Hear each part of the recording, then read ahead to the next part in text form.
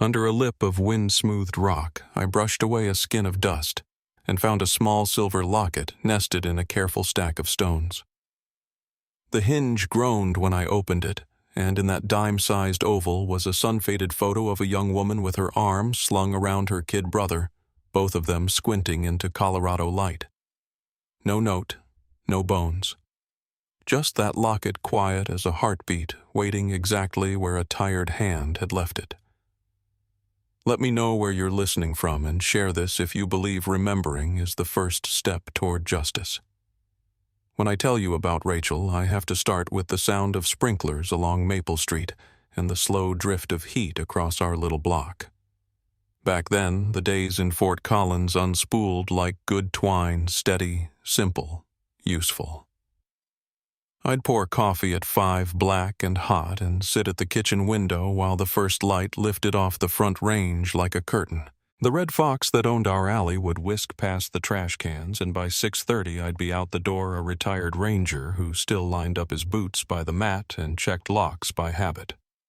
Routine kept a man honest. That's what I always said. That summer, the Monroe's porch light was the last one to go dark on our street. Mark kept an old bench swing, creaking in slow arcs, the chains rubbed down smooth by years of elbows and summer talks. Linda grew tomatoes against the south wall where the bricks held the day's warmth after sundown. She'd press a still warm vine tomato into your hand and tell you, "Breathe it in, smells like July." Their daughter Rachel lived around the corner in a small upstairs apartment with slanted ceilings and a window that framed the western sky. She was 24, tougher than she looked, the kind of kid who laughed first and packed second but always packed right. On Tuesdays and Thursdays, she'd jog past my place with a drawstring bag flapping against her shoulder, then beat me to the trailhead off County Road 38E. We'd climb a couple miles before the sun heaved up over Horsetooth Reservoir. You could feel the cool pull back from the water and the grit under your boots. She'd ask me the same questions most rookies ask: how to read a sky when the wind shifts, where heat hides in your layers, when the thermometer dips, what altitude does to the brain when it's tired and proud. But her listening was different. She took notes, and then she'd try things, adjust the pace test, the breathing, double-check the compass, even when the trail was obvious. That impressed me.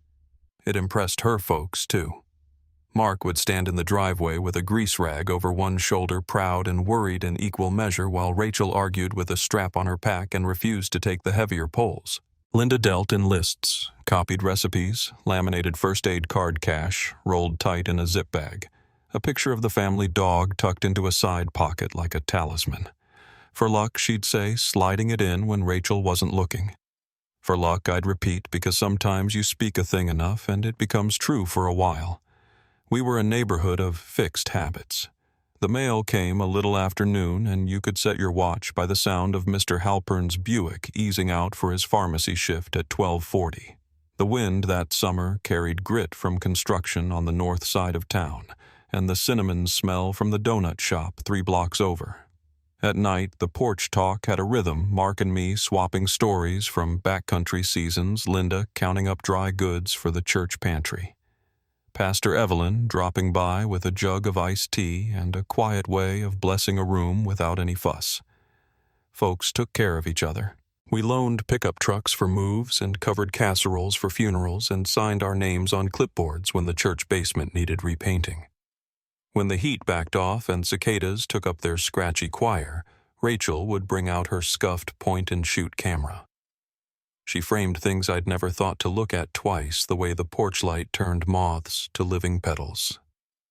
The first star hooked above the cottonwoods, a knuckle of cloud pinked up by the last minutes of sun. "It makes the big things less scary," she told me once, scrolling through pictures of sky and pine needles. "If I can see the small things clearly, I can handle the ridgeline." She believed in preparation like faith, not flashy, just steady. I trusted that. Her plan came together in a public way. She taped a paper map to the dining room wall and traced the route with yarn and push pins. The name of the mountain Kilimanjaro looked far from our Colorado block, but she spoke about it like it was a neighbor. The forest belt, the heather zone, the high desert shoulder where wind could shave the heat off your bones. She told us about the masham route, about the switchbacks that stack like lace against the slope. She lifted her hand to show us the angle of a climb and how your steps should shorten to a steady metronome. "Keep the pace," she said, tapping the table with her finger. "No heroics." I nodded. That's the kind of advice that keeps you breathing. Money was tight, but the town has a way of making sure a good kid can do a big thing. Pastor Evelyn passed the hat one Sunday, and the ushers returned with bills folded soft from wallets and the jangly kindness of coins. Mark joked about selling a stubborn snowblower that hadn't met a proper winter in 2 years. Linda made a cardboard sign and sold baked goods on the church lawn, snickerdoodles and lemon bars and those baseball card brownies every kid in this county knows by taste. Rachel worked double shifts at the gear shop, saving every tip, swapping out heavier items for lighter ones when she could afford them. The last purchase was a silver locket she would wear close to the skin, a gift from Linda, her mother pressing the clasp shut at the base of her daughter's neck, whispering something I didn't catch. I've known a lot of walkers, and most hold a private deal with fear. Rachel's was to give fear a task, make it count. Gear ounces, make it time breaks, make it tie and retie boots until the fit was perfect. In late July, we tested her breathing on the switchbacks above 8,000 feet. The afternoon hit 92, and heat came off the rock in waves, but she kept a deliberate cadence. When a gust rattled the scrub oak and sent dust into our eyes, she tucked her chin, adjusted her brim, and laughed to smother a cough. "Feels like the mountains giving me a preview," she said, and I told her to respect previews. The night before she left, we ate on the Monroe's back porch. Burgers, corn on the cob, watermelon fat with juice, a bowl of potato salad with the same chipped spoon Linda's mother had stirred with in Nebraska. Mark grilled until the dark pushed us closer to the citronella candles. Pastor Evelyn said a small prayer for safe feet and a clear head. The dog begged and got his share. Neighbors drifted in and out through the gate one of those long summer evenings when time feels elastic and nobody notices until 11 sneaks up. At some point, a plane slid across the night, a small chain of lights. Rachel watched it track from west to east and blew on her fingers to cool them, then excused herself to weigh her pack one last time on the scale from Mark's workshop. Back inside, she laid her gear out across the rug like a puzzle. Layers fitted into layers. Socks rolled into small fists. A rain shell so light it looked like tissue. A first aid kit the size of a wallet that still managed to hold the right things. She'd printed contact numbers and laminated them tucked copies in 3 different places, because I'd told her redundancy is cheap until it saves your life. She grinned when she showed me the backup headlamp batteries taped into a plastic vial. "Because you won't let me forget," she said, and I told her there's nothing I'd rather be known for. Memory is a card catalog of small entries. That night, the Monroe's living room carried the faint smell of char from the grill and the lemon cleaner Linda swore by. Mark's hands were blackened across the palms and clean at the knuckles where the soap had settled. The ceiling fan clicked once per revolution, a polite little tick that became a soundtrack. Somewhere down the block, a kid practiced "America the Beautiful" on a trumpet, lifting and dropping the same line until a parent called a stop from the porch. The dog sighed and took up residence across the threshold so no one could leave without stepping over him. When I walked out to the driveway, Rachel followed the porch light frosting the edges of her hair. She asked about the altitude again, the headache that announces itself like a tight ring around the skull. The dizziness that makes a flat trail tilt all by itself. I told her to trust her pace, to speak up at the first sign, to defend her rest the way you'd defend your wallet. She said I know, but her voice had that late-night quiet that sneaks up on a person just before a big day. We stood side by side and let the cicadas fill in the silence. I remember one more thing from that night because it was odd and odd things hang around. When I shook her hand goodbye, she squeezed my palm and then used her thumb to trace a short line across my lifeline. A childhood habit she said she'd picked up from a camp counselor who told fortunes as a joke. "Long road," she murmured. "Lots of uphill, but steady." She laughed and shook her head. "I don't actually believe in that stuff." I told her belief isn't the point. The point is ritual. The point is marking a moment. The morning she flew out, I woke before my alarm. The house had that special kind of cool that lives only between 4 and 5 a.m. in July when the night finally winds around before surrendering to the sun. I poured coffee and felt the ache behind my eyes that comes from knowing a young person you care about is stepping onto something taller than reason. I walked the dog in a loop past the Monroe's house. Linda's kitchen light was on, same as always, and if I'm honest, I liked that. The familiar in the face of the extraordinary. Later that day, they drove to Denver International, 3 people in a sedan carrying more love than luggage. Mark texted me a photo of their girl between them at the drop-off, the terminal's white peaks mimicking mountains in the background. In the picture, Rachel's cheeks were flushed and her smile was the unguarded kind. When I looked close, I noticed the little thread ends of a new repair on her shoulder strap, where she'd reinforced a seam. She'd done that the night before, tongue caught at the corner of her mouth the way it had been when she learned to tie her shoes. For a few days after life went back to its hum. I taught a Saturday morning safety workshop to a troop of scouts and sent them home with blister kits and a speech about telling the truth when your feet hurt. Pastor Evelyn organized school supply boxes in the church basement and made a list of missing calculators that we somehow filled by Monday afternoon. The neighbor with the trumpet switched to Yankee Doodle, which to everyone's relief he already knew all the notes to. Mark tinkered with the snowblower, pretending it might snow again before it rusted to uselessness.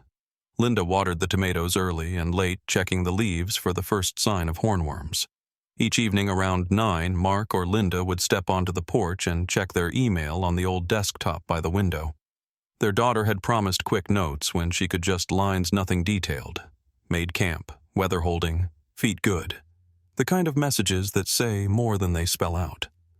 On the second night, the breeze carried in the smell of rain from the foothills, a sweetness that always makes me think of slick rock and distant thunder. Linda waved to me across the hedge, one hand holding a dish towel.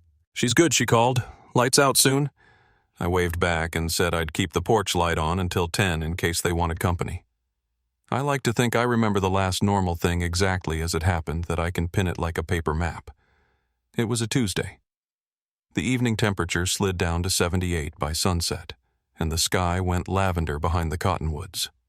A wide dog, somebody's escape artist, trotted down the sidewalk with a shoe in his mouth, pleased with himself. A freight train moaned low and long across town. I clicked on our porch light at 9, like always, and settled into the swing with a book I didn't read. Across the street, the Monroe's window made a square of yellow in the dark. Inside, I could see Mark's shoulders hunched over the desk and the fine bend of Linda's head beside him.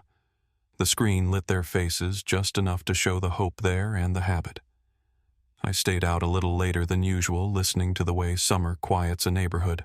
At 10:30, I stood to stretch and felt the first cool trace of night slip under my shirt collar. That was when I noticed the porch light across the way hadn't blinked. It was a small thing. Some nights they turned it off early, some nights late, but I felt the detail land and stay. Their door was half ajar to the screen, catching moths and a little pool of streetlight as if the house itself were waiting. I told myself not to read into it. I told myself lots of things. Then I turned my own light off and went inside, leaving my boots by the mat and the dog curled like a comma near the door. By midnight, our block had drifted into that deep blue silence only high summer can manage. The street looked starched and empty. I lay in bed listening for the buzz that meant a new message had arrived across the hedge. It never came. The Monroe's porch light burned on steady as a vow, and I fell asleep with the thin glow of it pressed against the back of my eyelids. That night I slept light the way you do when something unfinished hums just outside the window.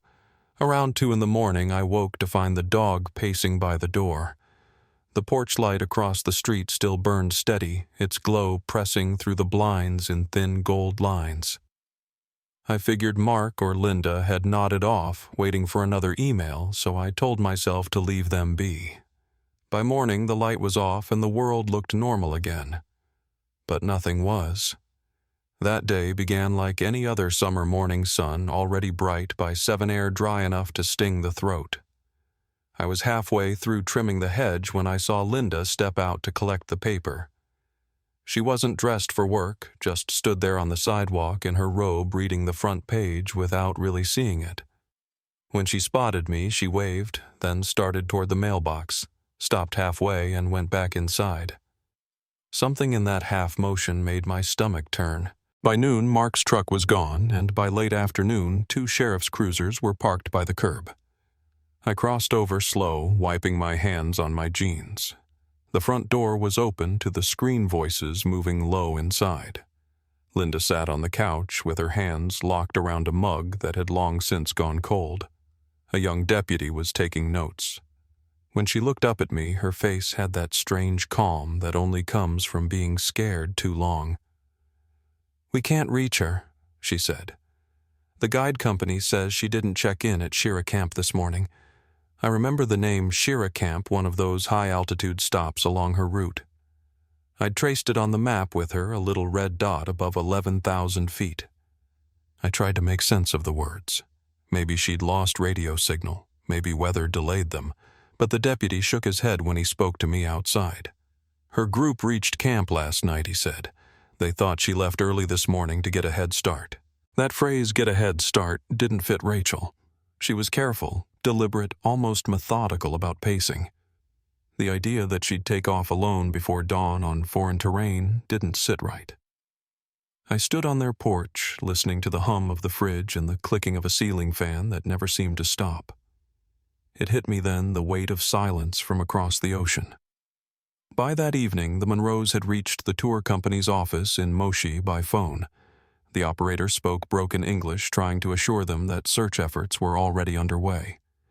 Words like helicopter ranger patrol and grid section floated through the static. Linda kept repeating, "Please, just find her tent." Mark barely spoke. He sat with the phone cord wrapped around his hand like a rope he might need to pull her home with. The first few days were chaos measured in time zones. Calls in the middle of the night, emails that said nothing but still felt like something. I helped where I could, printed maps, fielded reporters who had caught wind of the missing American climber.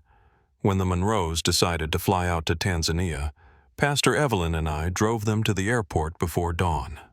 At the drop-off curb, the same place where that smiling photo had been taken days earlier, Mark hugged me once hard and said, "Keep the porch light on." The next 12 days stretched like wire. Updates came in spurts, search parties on the trail, helicopters combing the lower slopes, local trackers scanning the forest where the air thickened with mist. Each report ended the same: no trace, no pack, no clothing, no footprints. It was as if the mountain had swallowed her whole. I'd seen rough terrain in my ranger years, but even I couldn't imagine how someone could disappear that completely. The neighbors rallied in quiet ways. Meals left on the Monroes' porch even after they'd gone, candles burning in church windows, the mayor offering statements to any journalist who called. Still, the days fell empty. When I walked the dog at night, I'd glance at their house, half expecting the phone to ring through the open window or a car to pull in, late headlights sweeping across the garage. But the house stayed dark. When they finally returned 2 weeks later, they looked older by decades. The officials had called off the search after 12 days. Too dangerous, too costly, too little hope. They'd brought back her duffel bag from the hotel, the one she never carried up the mountain. Inside were her travel clothes, her Colorado driver's license, and a paperback novel with a dried petal marking page 84. Linda couldn't remember which flower it had been. Something yellow, she said. That small detail hurt more than all the official language combined. In the weeks that followed, our neighborhood lived in the long shadow of her absence. News stations ran her photo for a while. Brown hair, blue jacket, that wide smile you see on someone who believes the world will meet her halfway. Then the coverage faded, replaced by the next storm, the next tragedy. The Monroes tried to return to routine, but every sound seemed too loud in that house. I'd see Mark out back with the mower running, standing still behind it like he'd forgotten what came next. Linda took leave from the clinic and spent her mornings printing flyers for an online campaign trying to fund another search. Autumn crept in and the days shortened. The porch light remained on long after bedtime, glowing against falling leaves. Sometimes I'd sit outside and imagine the routes she might have taken, how a wrong turn could lead to a shadowed ravine, how thin the air must have felt as her compass needle quivered in the wind. I told myself she'd found shelter somewhere, that she'd outlasted the cold, but each week that passed without news made that harder to believe. By the next spring, her parents had organized a small memorial at the church. They called it a service of hope, not farewell. Pastor Evelyn spoke softly about faith being a kind of endurance. I said a few words about the trail, how people leave small traces even when we can't see them. Afterward, Mark slipped outside and stood by his truck, hands in his pockets. I joined him there, and he said, "They tell me she's gone, but I keep thinking maybe she's just waiting for daylight." There wasn't anything I could say to that. Years passed, the kind that grind rather than glide. The Monroes sold the house 2 summers later and moved to a smaller place near Estes Park. They said the altitude felt closer to her somehow. We stayed in touch, holiday cards, short calls on anniversaries, the kind that hang heavy with what isn't said. Every so often, a new photo from some hiker on Kilimanjaro would circulate online, an abandoned jacket, a shoe half buried in soil, and for a moment, hope would spark again. Then the officials would confirm it belonged to someone else. By the time 2016 arrived, I'd retired for good. My knees ached when storms rolled in, and the trails I once loved started to feel steeper. One September morning, while fixing a screen door, my phone buzzed with a call from an unfamiliar number. The voice on the other end carried a thick accent, but spoke my name like he'd practiced it. Mr. Whitaker. "You know the Monroe family?" Yes, I felt the world pause right there. The man said he was a park official in Tanzania, calling with news from the northern slope of Kilimanjaro. 2 hikers had stumbled upon a backpack wedged near a cluster of volcanic rocks, dusty, weathered, but intact. Inside were items identified as belonging to Rachel Monroe: a passport, a small journal, a water bottle with her name written in marker. For a moment, I couldn't speak. The official continued explaining that the area was miles from the route she'd started on. They were sending a new team to search the region. When I called Mark and Linda, the line filled with silence before any words came. Linda finally whispered, "They found her bag." The way she said it, hope colliding with dread, told me she already understood what that might mean. I offered to drive up, but Mark said they needed a night alone. "We've been waiting 7 years for a call like this," he said. "Just not sure we're ready to answer it." News spread fast. By evening, the local paper ran a headline about the discovery. Reporters gathered again outside the old church steps just like before. But this time there was something different in their faces, respect maybe, or the sobering sense that the story wasn't finished after all. I watched from my porch as the sun set over the ridge, the sky bruised purple and gold, and thought of that silver locket Linda had clasped around her daughter's neck. Over the next few days, more details surfaced. The hikers who'd found the pack were from Germany, experienced men, not the type to mistake what they saw. They'd been descending a less traveled stretch when one of them noticed the pack covered in dust lying beside the rocks, as if it had been placed there carefully. Inside, along with the passport and journal, were photographs still sealed in the camera. The last entry in the journal, dated the day after she vanished, read, "Feeling dizzy, trying to find another path. If I don't make it, tell my family. I love them." When I read those words in the newspaper, I set the paper down and let the house go still around me. 7 years of wondering had collapsed into a single paragraph. She'd been alive longer than we thought, long enough to know she was in trouble, long enough to write goodbye. It struck me that her instincts had been right about the altitude. The dizziness, the confusion it can play, tricks on even the strongest minds. But what haunted me was how far from her planned route she'd been found. The northern slope wasn't just off course. It was another world entirely. That night Linda called again. Her voice was steadier this time. They said the pack was zipped, she told me. Like she put it down herself, not dropped. We both knew what that meant. She'd stopped to rest, maybe too weak to go on. Maybe she thought help would come. Mark came on the line and said I always told her to mark her trail. Maybe that's what she did, Dan. Maybe she left that pack so someone would know she'd been there. After the call ended, I stepped outside. The air was cool, the kind of September night that smells faintly of pine and cooling metal. I thought about all the trails I'd walked over the years. The ridgelines where footprints vanish within hours, where wind erases every sign of passage. Somewhere halfway around the world, a bag had waded through storms, sun, and silence until the right eyes finally saw it. In the following weeks, investigators released a few more findings. Soil samples from the pack matched sediment from the upper slopes. Photographs showed fog rolling over a jagged ridge. In one image, barely visible in the corner, stood the faint outline of a man. His face couldn't be seen clearly, but he wasn't one of her group. It sent a chill through me that I couldn't shake. I didn't tell Mark and Linda about that part right away. They'd carried enough. Instead, I mailed them a photo I'd found from the day she'd trained near Horsetooth Rachel, standing on a ridge with her back to the sun, laughing into the wind. I wrote only one line on the note tucked behind it. She left her mark just like she planned. Still, the image of that locket kept returning, the one found under the stones years later, though we didn't know it yet. At that moment, the bag was the only proof we had that she'd lived a little longer, thought a little farther, tried one more step. And I suppose that's what kept the rest of us breathing through the weeks ahead.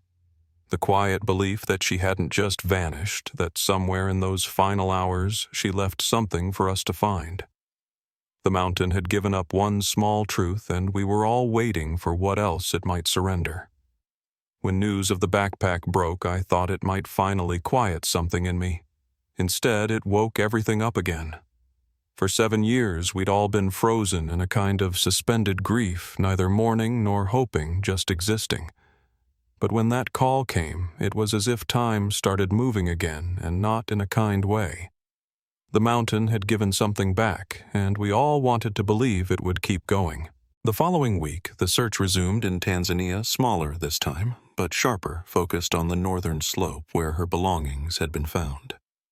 Mark and Linda weren't able to travel, not after what the first trip had taken from them, so they asked if I'd help follow the reports, sort through updates, speak to whoever I could. It felt like the least I could do for them and for her. The details came in fragments.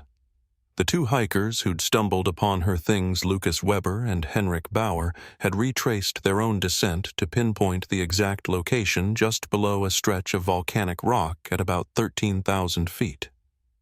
The pack had been sealed, covered in years of dust, but hardly damaged. Rangers photographed it before moving anything.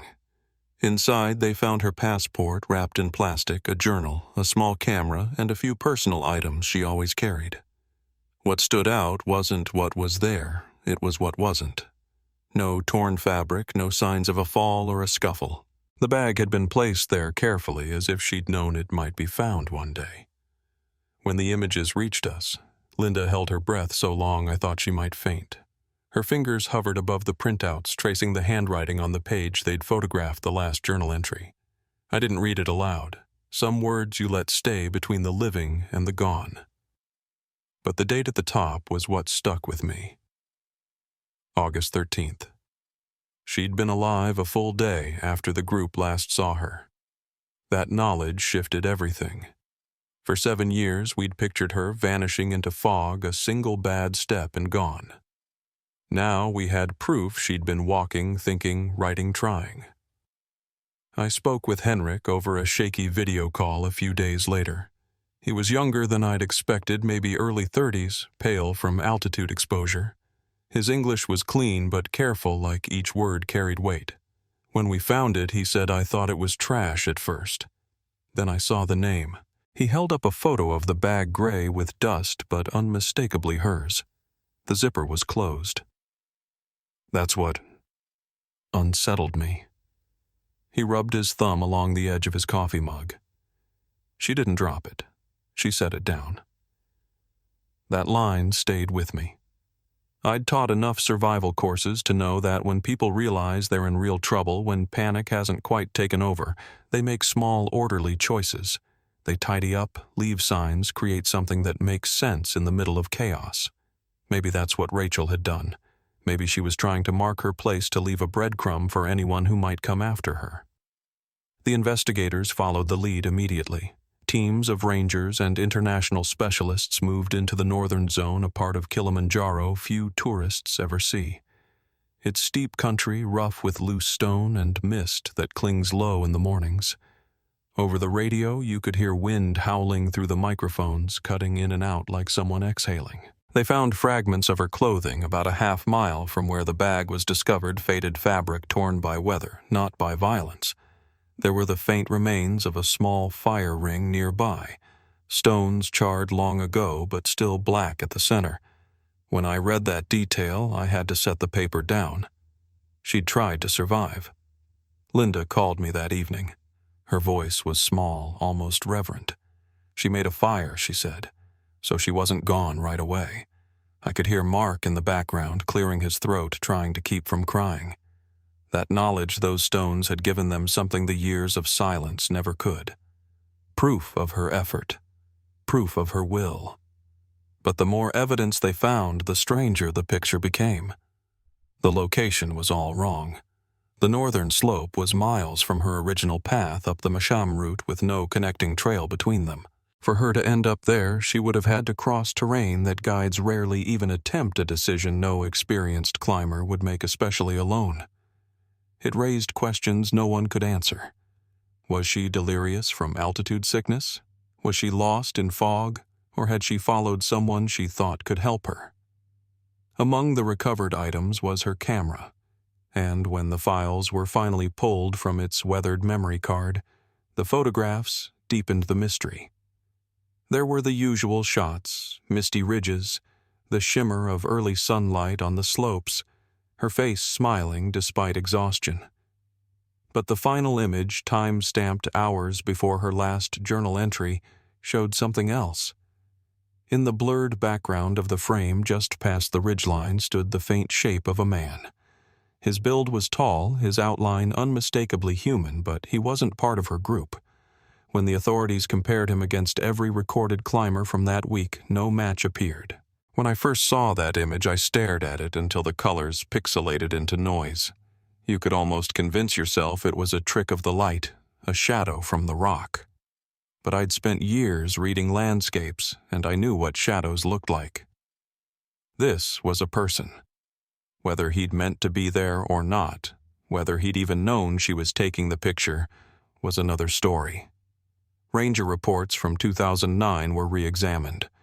One entry in the Shira Camp logbook mentioned a solo climber signing in around the same time Rachel's group had passed through. The handwriting was rushed, almost illegible, the nationality marked as unknown. There was no record of him ever checking out. Some thought it might be coincidence, but coincidences like that are rare at that altitude. As those questions began to circulate, the Monroes grew uneasy with the way the story was being retold online. News outlets started framing it as a possible crime, a mystery of the vanishing hiker. Linda didn't want Rachel's last moments turned into entertainment. She wanted facts, dignity, something real to hold on to. So she asked if I could speak directly with the Tanzanian liaison to get a clearer account. He told me the investigation was ongoing, but admitted the chances of finding remains after all that time were slim. The mountain changes with every season, Rocks shift, ice melts paths, erase themselves. But he said softly, "Your friend, she was not careless. Everything she carried was chosen for survival." I asked what he meant, and he described the bag's contents, the waterproofing, the way items were layered, her careful labeling. She prepared, he said, even for fear. That line caught me in the chest. I thought of all those mornings she'd trained with me, asking questions no one her age should have cared about: how to read clouds for weather, how to ration breath at elevation. She had prepared for fear, and yet the mountain had still taken her. Weeks passed as teams expanded their search radius. On the third day of their new sweep, rangers found something else, a silver locket buried under a small pile of stones just below an overhang. Inside was a photograph of Rachel with her younger brother. The clasp was still tight. The image faded, but clear enough to recognize the smile. It had been placed there on purpose. Not dropped, not lost, left. When the Monroes were told, Linda cried for the first time in years. "She was trying to tell us she was here," she whispered. That locket changed everything. It wasn't random debris, it was intent. A message across years. And yet alongside that comfort came a deeper unease. Near the locket, trackers found boot prints larger than Rachel's, the spacing suggesting a man's stride. The impressions were old, hardened by time, but their direction matched her own. Whoever had made them had followed the same path. Theories began to swirl. Some believed she'd met another hiker who tried to help her and failed. Others whispered darker possibilities. I tried to stay grounded in what was provable, but I couldn't ignore the feeling that she hadn't been entirely alone. There's something different in the way people move when they're with company. They leave a certain pattern. The line of her possessions, the pack, the clothing, the locket, all aligned almost too neatly, like a trail someone had helped lay out. Henrik returned to the mountain not long after joining a private expedition the Monroes funded. He said he couldn't shake what he'd found. He wanted to keep searching to give them closure. I watched his updates from afar, the way you do when your body can't make the trip, but your mind won't leave it alone. His messages were brief: coordinates, elevations, weather reports, but every few days came a small note that felt personal. "We think she built a campfire again," or "found more fabric, very old." You could sense his attachment deepening, the line between searcher and witness blurring. By early winter, their team had followed a narrow ravine below the locket site. It was grueling terrain, loose rock, sudden drops, cold that bit through layers.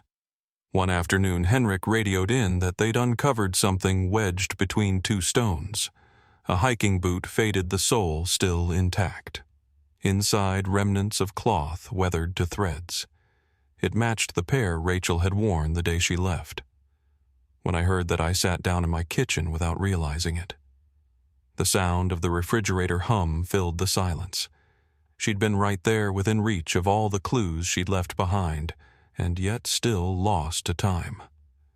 Mark called later that night, his voice hollow. "They found her boot," he said. "It's hers. They're sure." Then quieter. She was still trying to get home. After that discovery, everything slowed again. The Tanzanian authorities announced they'd analyzed all available evidence, but couldn't draw a definitive conclusion. Exposure, exhaustion, altitude, all likely, they said. But the Monroes and even Henrik couldn't let it rest. The pattern of her belongings was too deliberate, too human. Not scattered by weather, but placed by will. It was as if she'd left pieces of herself along the way, proof that she hadn't given up, that she'd fought as long as she could. As the last of the search crews packed out, a fog rolled over the ridge, covering everything in silver haze. I imagined her walking through that mist, head down, pushing forward, because stopping meant the end.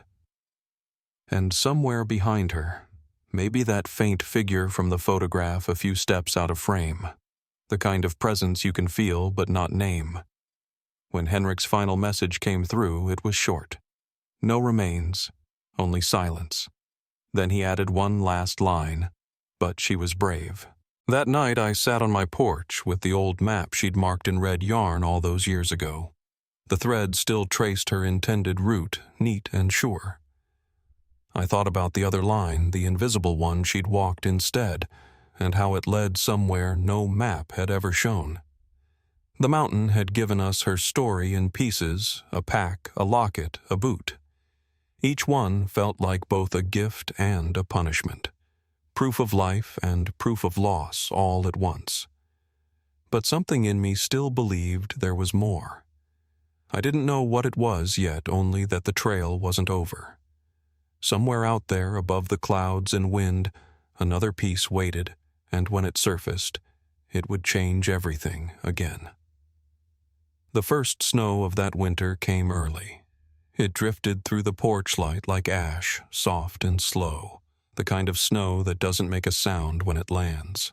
I remember standing there thinking about Henrik halfway across the world, still searching the northern slope where the air thins and the rocks cut your boots to ribbons. The last thing he'd written before going quiet was that phrase, "No remains, only silence." For most people, that would have been the end. For Henrik and for the Monroes, silence only meant something was still missing. It was late December when the call came through again. Mark answered, and all I heard on my end was a rough exhale like he'd been holding his breath for months. The private search team had found something new. Something beneath an overhang, tucked deep enough that even the wind hadn't bothered it. A small pouch, weathered and torn, and inside it, a compass and a scrap of a map.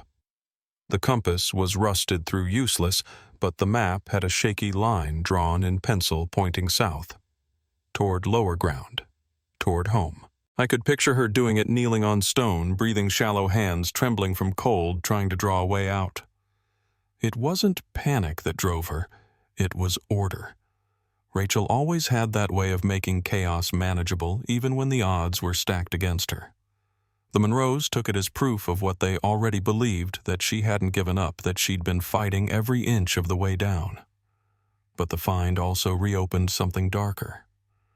When the Tanzanian officials analyzed the area around the pouch, they found another set of footprints partially preserved in hardened soil.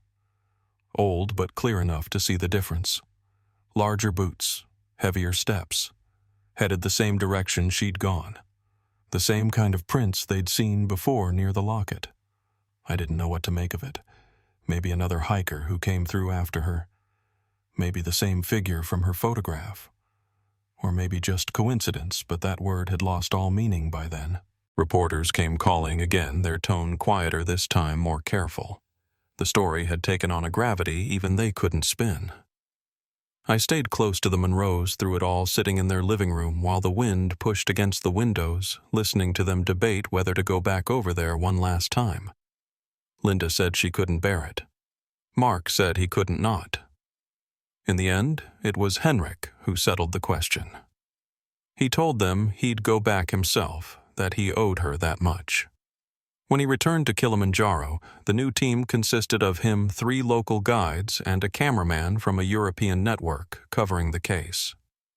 They started at the site where the pouch had been found and worked downward, tracing the slope where the rocks formed narrow ravines and gullies that funneled cold air like pipes.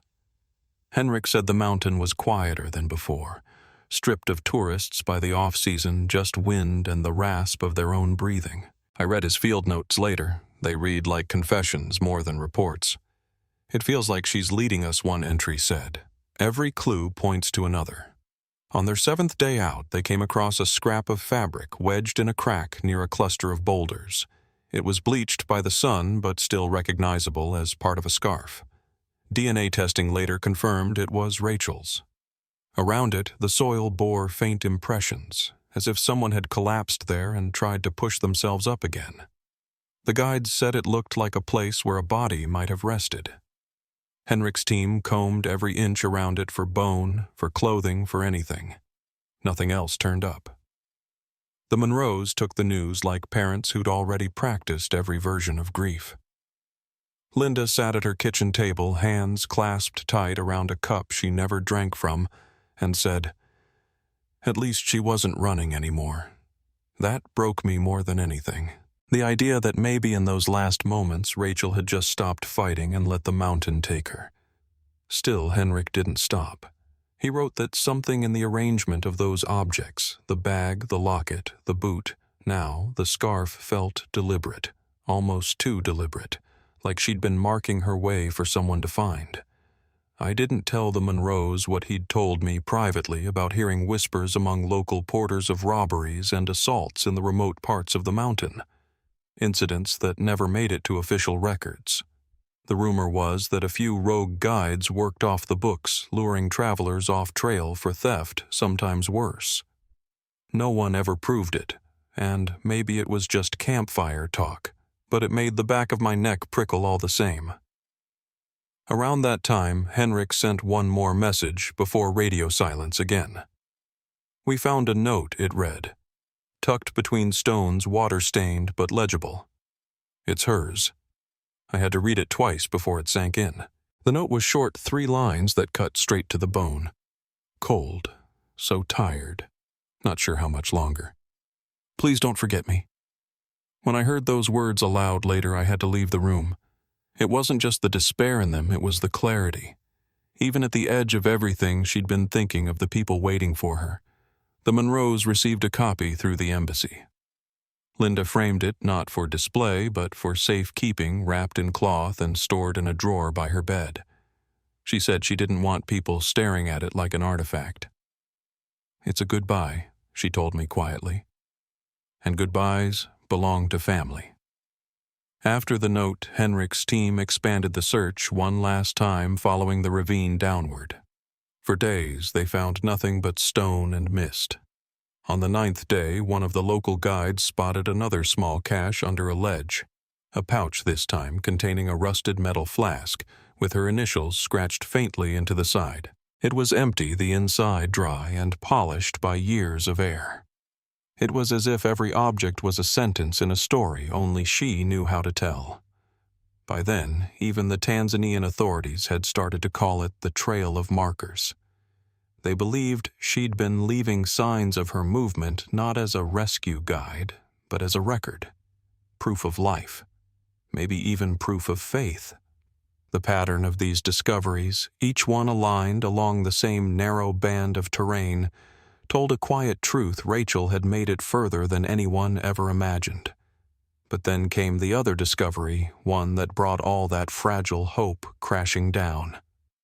A team member found a few hundred yards from the flask site a torn page from a guidebook, the same kind tourists use to navigate summit routes. It was marked in 2 different handwritings. Rachel's faint and trembling drew a dotted line south. The other, stronger and darker, marked a different path, one that led away from civilization and deeper into the northern ridge. No one could say for sure if that second mark had been hers, written earlier, or someone else's entirely. When I heard that detail, I felt something inside me harden. I didn't want to believe another person had been involved, but those boot prints, that figure in her photo, they wouldn't leave me. I'd seen too much wilderness in my life to think a person could survive long up there alone, especially in her condition. If someone had been near her in those final hours, it changed everything. By late February, Henrik's team had run out of supplies and the local government urged them to stop. The Monroes agreed reluctantly, saying the mountain had taken enough. Henrik resisted, but even he couldn't fight the terrain forever. On their last morning, as they packed up camp, he described how the wind shifted. It came down from the glacier in heavy, rhythmic gusts that made the tent walls pulse. He told me it sounded like breathing. He said he'd never felt a place so alive and so cruel at the same time. When he returned to Germany, he sent a final letter to Mark and Linda. It wasn't long, just a few pages, but you could tell it cost him something to write it. He said he believed she'd died, trying to descend, that she'd fought until she couldn't anymore, and that she'd left behind enough to prove who she was even in the end. She didn't give up, he wrote, and neither should you. That spring, a news crew filmed a short segment about the case. They called it The Ghost of Kilimanjaro. It showed the ridge where her pack had been found, the stones that once held the locket, the boot half buried in soil. There was a shot of Henrik standing in the cold mist, his face turned toward the mountain as if he were waiting for her to answer. I watched it alone in my living room, the volume low. By the end, the reporter's voice faded under the sound of wind, and all that was left was that image, one man standing in silence, surrounded by the pieces of someone else's life. After the credits rolled, I turned off the TV and sat in the dark for a long time. I thought about all the years I'd spent teaching hikers how to prepare for danger, how to make it home safe. And here was this girl who'd done everything right, everything careful, and still vanished into the thin air. It made me question every lesson I'd ever given. I called Mark the next morning. He didn't answer at first, but later that evening he called back. His voice was tired like gravel underfoot. "We're done searching," he said. "But if anyone ever finds anything more, we want to know." I told him I understood. He thanked me for standing by them all this time. Before hanging up, he said one more thing, quiet, almost to himself. "The mountain can keep her body," he said, "but not her story." That night I stepped outside. The snow had melted back to crusts along the yard, and the wind was sharp. Somewhere far away beyond clouds and continents, that mountain still held its secrets. I looked up at the stars and thought of the last words she'd written. "Please don't forget me." And I knew we wouldn't. But even as I stood there, I couldn't shake the feeling that the mountain wasn't finished yet. That somewhere within all that stone and silence, another piece of her story was still waiting to be found. It's strange how stories end. Not with headlines or handcuffs, but with quiet. So much quiet, you start to wonder if you imagined the noise that came before it. When the last team left Kilimanjaro and the Monroes decided not to fund another search, that silence became part of all of us. It followed me home into the kind of nights where wind rattles the siding and you catch yourself listening for a voice that isn't there anymore. The months that followed were filled with gestures that never made the news. Linda packed away the last of her daughter's belongings, maps, photographs, training logs, and stored them in a cedar trunk beside her bed. Mark retired early from the school, saying he wanted more time with his wife, though I think he just couldn't keep pretending life was normal. Henrik went back to Europe, thinner, quieter, his eyes always a little lost. He wrote me once, said he still dreamt of the sound of wind scraping through rock. He couldn't shake the feeling that she'd been close, that if they'd stayed one more day, they might have found her. But on mountains like that, one more day is what gets people killed. The Tanzanian authorities issued their final report that spring. Official cause presumed death from exposure. No sign of foul play, no new evidence to suggest otherwise. For most people, that would have been enough. For us, it only deepened the ache. Because the absence of proof doesn't erase the questions. It just teaches you how to live with them. I visited the Monroes that summer. The air in Fort Collins carried the smell of fresh-cut grass and rain on hot pavement. Their house looked smaller somehow, as if the years had settled into its frame. Linda served coffee on the back porch, same chipped mugs as before. On the wall behind her hung a framed printout of that final photo from Rachel's camera, the one where the ridge is swallowed in fog and a faint figure stands in the distance. She caught me looking at it. "I've stopped asking who he was," she said quietly. "Doesn't matter anymore. She wasn't alone. That's all I need to know." I understood. Sometimes comfort comes not from clarity, but from the idea that someone was there to witness your last breath. Mark joined us a little later carrying an envelope. Inside was a letter from the Tanzanian Park Service, a request for permission to dedicate a memorial plaque near the site of Rachel's backpack. For all missing climbers, it read, but especially for her. The Monroes signed it without hesitation. The plaque was installed the following year, a simple brass plate set into a stone face overlooking the valley. Beneath her name were 3 words: she tried to come home. I didn't go to Tanzania for the ceremony. The mountain had already taken enough from the people I cared about. But Henrik was there. He sent a photograph afterward, mist curling over the ridge, a small group of rangers standing in silence as the wind tugged at their jackets. In the foreground, someone had placed a silver locket on the stone, the same one she'd hidden all those years ago. I don't know how he got it, but I like to think he'd been holding on to it until that moment, waiting for the right place to let it rest. Time did what time always does, it moved forward. The Monroes relocated to a quieter town near Estes Park, a cabin where mornings smell like pine and the air burns clean in your lungs. Linda joined a group for parents of missing children, though she didn't speak much. She told me once, "I don't want to find answers anymore. I just want to make sure no one forgets her." Mark volunteered at the ranger station in town, teaching basic navigation to kids. I stopped by once to watch him work. He was showing a group how to use a compass, tracing small circles in the dirt with a stick. He caught my eye and smiled, and for a moment I saw the old spark return, the same man who used to talk about car engines and county fairs. Then he turned back to the kids and said, "Always mark your route, even when you think you'll remember. Memory isn't as strong as you think." Henrik stayed in touch for a while, then his messages tapered off. The last one came 2 years ago. He'd gone back to Kilimanjaro again, alone this time. Said it wasn't about searching anymore. He just needed to hear the wind again to see the trail in its real colors, not the ones his memory kept repainting. He signed off with a line that still makes my chest tighten. "I think she found peace up there. I'm trying to do the same."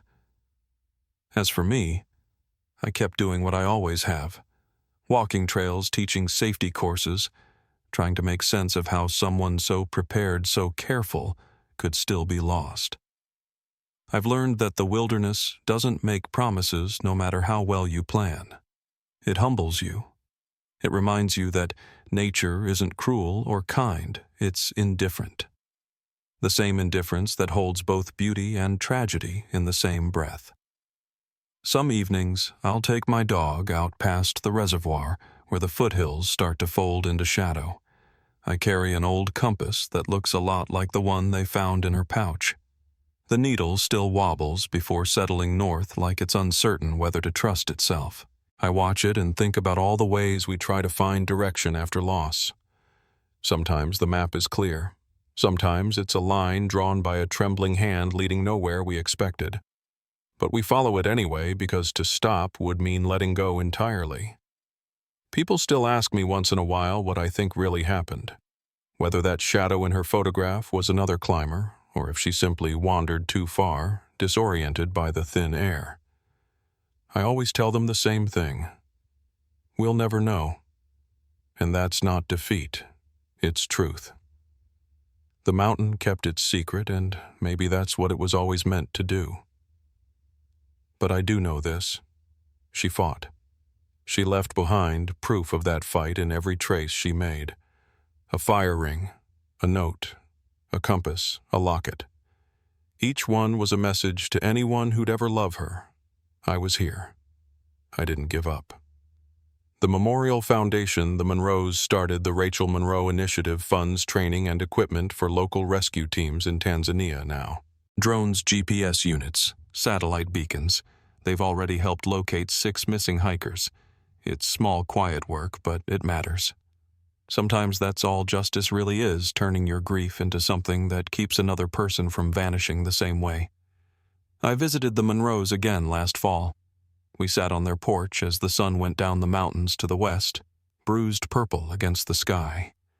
Linda had a small candle burning beside her, the kind she said reminded her of the scent of campfire smoke. She looked peaceful, finally. "Do you think she knew?" she asked me.